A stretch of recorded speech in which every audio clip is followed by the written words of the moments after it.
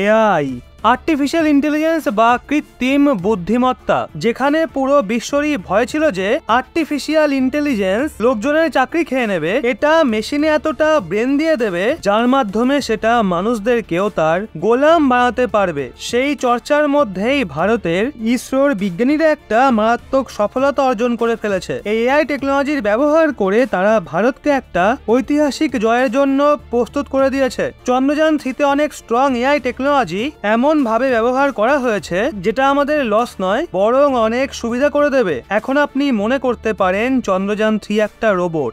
আপনি যতই অ্যাডভান্স ভাবে লাগিয়ে দেন না কেন, সেই ইনস্ট্রুমেন্ট গুলো সেই রোবটেরই এক একটা ইন্দ্রিয় হবে, হাত, নাক, চোখ ইত্যাদি। আর এগুলোর সাহায্যে তারা আশেপাশে এলাকাগুলোকে এক্সপ্লোর করতে সক্ষম হবে। আর রোবট এইসব জিনিসের ইনফরমেশন নেবে। এই রোবটটা কি দেখছে, কি অনুভব করছে, এগুলোই করতে পারবে শুধুমাত্র।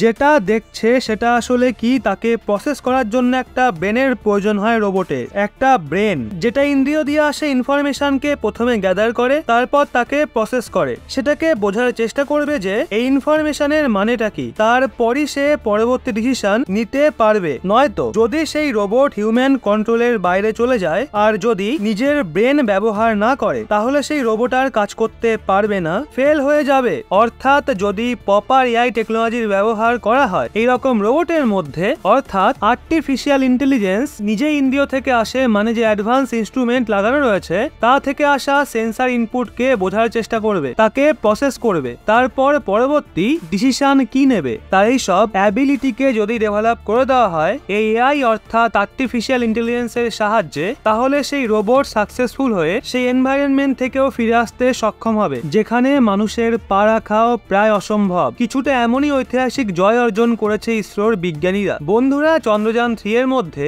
এআই টেকনোলজিতে পরিপূর্ণ, ডিপ লার্নিং এ পরিপূর্ণ, মেশিন লার্নিং ট্রেন্ড অ্যালগরিদমের ব্যবহার করে চন্দ্রযান 3 এর মধ্যে যে ইনস্ট্রুমেন্ট রয়েছে তার মধ্যে সফটওয়্যার অ্যাড করা হয়েছে। যেই সফটওয়্যারটা অ্যাড করা হয়েছে সেটাই হলো চন্দ্রযান 3 এর ব্রেন। আর এর কাজ হলো, ধরুন সামনে কোনো পাথর, বোল্ডার বা এবড়ো খেবড়ো জমি বা বড় গর্ত সামনে চলে এলো, এই সব পসিবিলিটির মধ্যে কি অ্যাকশন নেবে এগুলো প্রথমে তাকে বুঝতে হবে, ডিটেক্ট করতে হবে। সামনে যে বাধা রয়েছে সেটা ডিটেক্ট করার পর যখন এটা বুঝতে পারবে যে সেটাকে কিভাবে বাইপাস করবে, তার জন্য কি অ্যাকশন নিতে হবে, এই সব প্রসেসগুলোর জন্য রোবটের মধ্যে কম্পিউটার চিপ লাগানো রয়েছে। আর যে সফটওয়্যারগুলো লাগানো হয়েছে সেগুলো শেখানো হয়েছে। আর একেই মেশিন লার্নিং বলা হয়। যখন এই যানটি চাঁদের একদম কাছাকাছি চলে আসবে তখন ইসরোর বিজ্ঞানীরা একে কন্ট্রোল করতে পারবে না, কারণ তখন তারা লাইভ ভিডিও দেখতে পারবে না। এছাড়াও কন্ট্রোল রুম থেকে ভিডিও গেমের মতো একে কন্ট্রোল করতে পারবে না। আর এই জন্য একে একটা আর্টিফিশিয়াল অটোমেটিক ব্রেন দেওয়া হয়েছে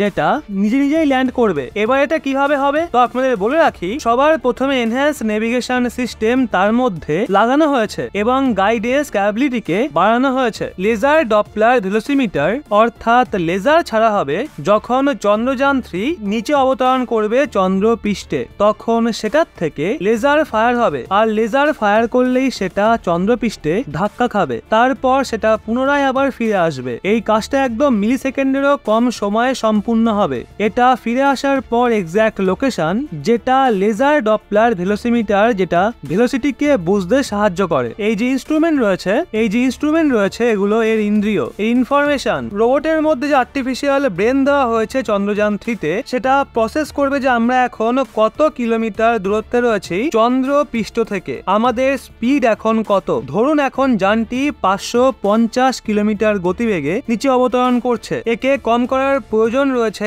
300 কিলোমিটারের মধ্যে। তখন রোবটের ব্রেন সিগন্যাল পাঠাবে তার মধ্যে যে থ্রাস্টার লাগানো রয়েছে, যেটা রেট্রো রকেট যেই ডাইরেকশনে অবতরণ করছে চন্দ্রযান 3 তার অপোজিটে ফায়ার করবে। সেটাকে একটা পার্টিকুলার স্পিডে ফায়ার করার কমান্ড দেবে, যেটা দেবে রোবটের আর্টিফিশিয়াল ব্রেন, যেটা চন্দ্রযান 3 এর মধ্যে দেওয়া হয়েছে। তখন তারপর থ্রাস্টার কাজ করতে লাগবে। তারপর যে স্পিড ছিল 550 কিলোমিটার প্রতি ঘন্টার, সেটা কমে 300-তে এসে যাবে যখন সেটা নিচে নামবে। এইভাবে লেজার ভেলোসিমিটার, যেগুলো রোবটের ইন্দ্রিয়, সেন্সারি ইনপুটকে বোঝে, তারপর চন্দ্রযান 3 থাকা ব্রেন ডিসিশন নেয়। চন্দ্রযান 2 অনেক প্রবলেম ছিল, তখন এআই টেকনোলজি এতটা উন্নত ছিল না। চন্দ্রযান 2 যেটা ছিল, যখন সেটা নিচে অবতরণ করছিল তখন তার করণীয় কি ছিল? তখন যানটিকে তার ক্যামেরা দিয়ে চন্দ্রপৃষ্ঠের ফটো তুলতে হতো। এই ফটোকে তারপর রোবটের মধ্যে যে কম্পিউটার লাগানো রয়েছে সেই সময়ের, অর্থাৎ 2019 সালের, সেখানে সেটা স্ক্যান করত। এরকমটা দেখতো যে এখানটা অন্ধকার দেখাচ্ছে, মানে এখানে গর্ত রয়েছে, এখানে অবতরণ করা যাবে না, অর্থাৎ পরিষ্কার আলোযুক্ত জায়গায় নামতে হবে। এইভাবেই সেটা অ্যানালাইজ করত। এজন্য এইসব কাজ করতে অনেক দেরি হতো। এই কাজগুলো দেরি হওয়ার কারণে এর সিদ্ধান্ত নিতে অনেক দেরি হতো, অর্থাৎ যানটি বুঝতেই দেরি করত যে এনভায়রনমেন্টে কি হচ্ছে। এই সব কাজগুলো দেরি হওয়ার কারণে তার অ্যাক্ট করতে অনেক দেরি হতো। এই দেরি হওয়ার কারণে যদি হঠাৎ কোনো গর্ত সামনে এসে যেত তাহলে তখন সেটাকে ক্রস করতে পারতো না।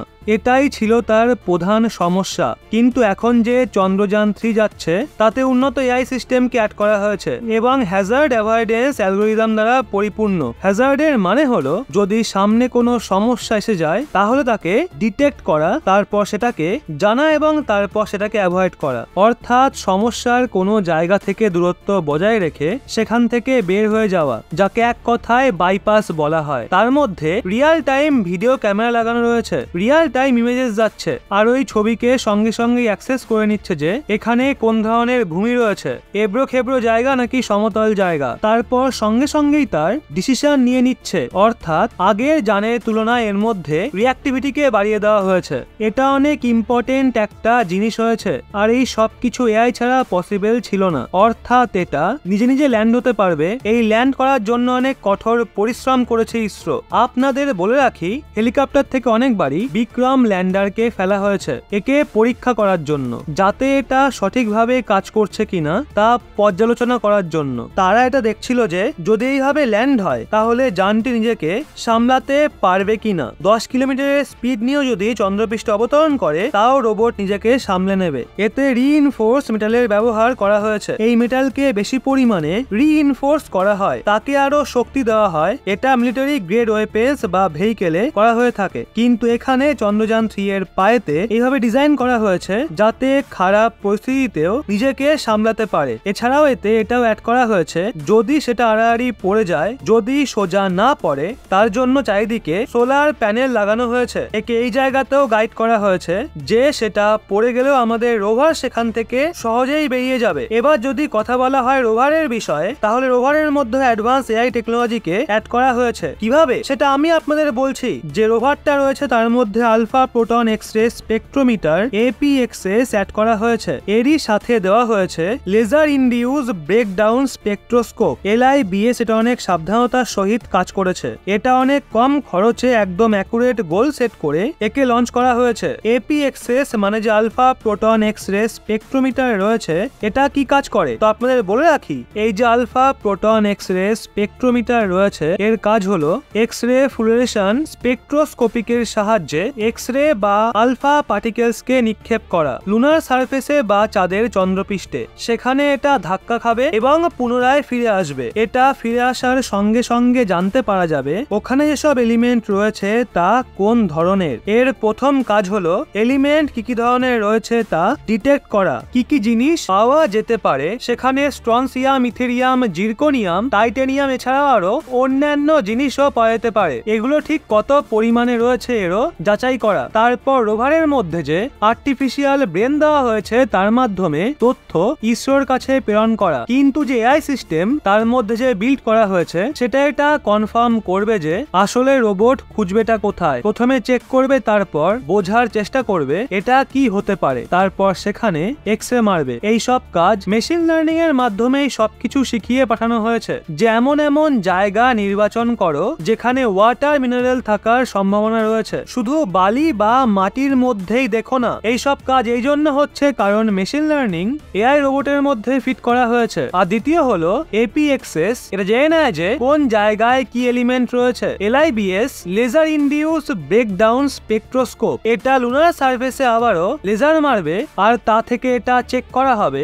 যখন হাই লেজার পাওয়ার পরে তখন সেখান থেকে হালকা প্লাজমা নির্গত হয়। তখন সেই প্লাজমাকে টেস্ট করা হয় এবং জানা যায় সেখানে কোন ধরনের আয়রন আয়রন রয়েছে, মিনারেল রয়েছে, বিভিন্ন রেয়ার আর্থ এলিমেন্ট রয়েছে। যখন এটাকে ইনস্ট্রুমেন্ট দিয়ে পুনরায় স্টাডি করা হবে তখন এটা জানা যাবে যে এতে আয়রন কত পরিমাণে মজুদ থাকতে পারে এবং টাইটানিয়াম কত পরিমাণে থাকতে পারে। তো বন্ধুরা একবার ভাবুন, ইসরোর বিজ্ঞানীরা কত ভেবেচিন্তেই প্ল্যান করেছে। এই সমস্ত বিষয়কে দেখে আপনি এখন বুঝতে পারছেন চন্দ্রযান 3কে কেন উৎক্ষেপণ করা হয়েছে। এই অত্যাধুনিক এআই টেকনোলজিকে দারুণভাবে ব্যবহার করেছে ইসরোর বিজ্ঞানীরা, এক প্রকার কাবু করে নিয়েছে এই টেকনোলজিকে। তো বন্ধুরা, ইসরোর বিজ্ঞানীদের এই সফলতা নিয়ে আপনাদের কি মতামত নিচে কমেন্টে অবশ্যই জানান।